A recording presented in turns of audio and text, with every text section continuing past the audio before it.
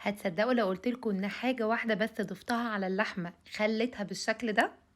مش طالبة منكم غير ان اي حد بيشوف الفيديو يحط كومنت او نقطة او قلب او اي حاجة، لان الفيديوهات مش بتوصل لكم وده مزعلني اكيد.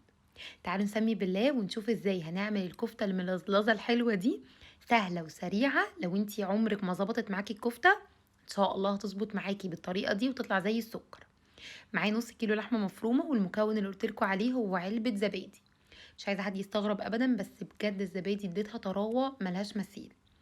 التوابل بتاعتي ملح وفلفل، شويه بابريكا، بصل باودر وتوم باودر، وشويه من بهارات اللحمه، وهكتب لكم بالظبط المقادير تحت في اول كومنت.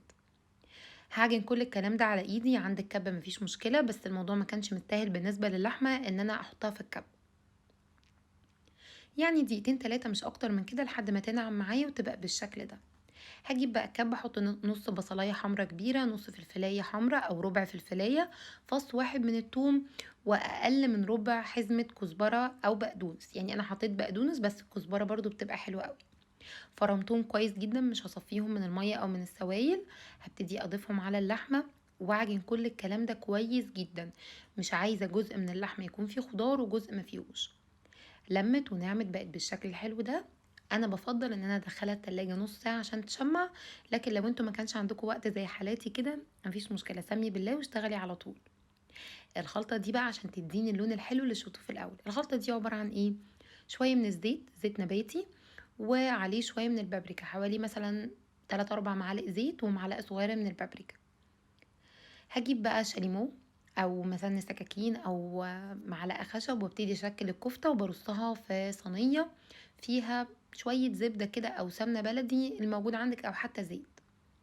انا بفضل ان انا اشكل الكفته تبقى فيها فراغ من جوه، وده بيساعد على تسويتها بطريقه افضل، يعني بتطلع في الاخر حلوه جدا ومستويه وطعمها زي السكر. ما شاء الله الكميه شايفين حلوه ازاي بعد ما رصيتهم كده في الصينيه بتاعتي اللي مدهونه سمنه او زبده او زيت. هجيب بقى باقي الخلطة اللي هي كانت زيت وبابريكا، وببتدي ادهن على وش الكفتة. مش متخيلين ان المكونين دول بس بجد بيفرقوا في الطعم في الاخر وفي اللون كمان. يعني يمكن ده سر اللون بتاع الكفتة اللي شفتوه في الاول. التسوية بقى عندي بيدخل فرن سخن على 180 ل 200، الرف الوسط شغال من فوق ومن تحت. طيب لو الفرن بتاعك مش بيشتغل فوق ومن تحت مع بعض، يبقى شغل تحت الاول واخر 5 دقايق هشغل فوق.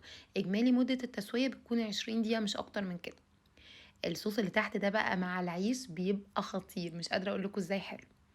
شوفوا بقى السهولة والجمال واللون واللمعة.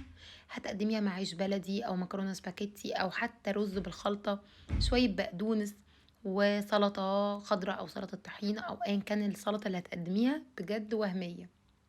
يا رب يكون الفيديو عجبكم. ان شاء الله كده تابعوني على مطبخ توته مراد، ومنتظرة دايما كومنتاتكم وتعليقاتكم وكل حاجة حلوة منكم، وهنعمل شغل حلو بإذن الله الفترة الجاية. وهستنى ان انتوا تجربوا الوصفة وتبعتولي على رسائل الصفحة او حطوا حتى الصورة في الكومنتس عشان ده بيبسطني جدا. عيش بلدي وشوية سلطة وتبقى جاهزة. هكتب لكم المقادير دلوقتي بالتفصيل، ولو عندكم اي سؤال سيبولي برضو تحت وهرد عليكم على طول. اسيبكم في فيديو جديد واشوفكم ان شاء الله المرة الجاية. اسيبكم في رعاية الله. السلام عليكم.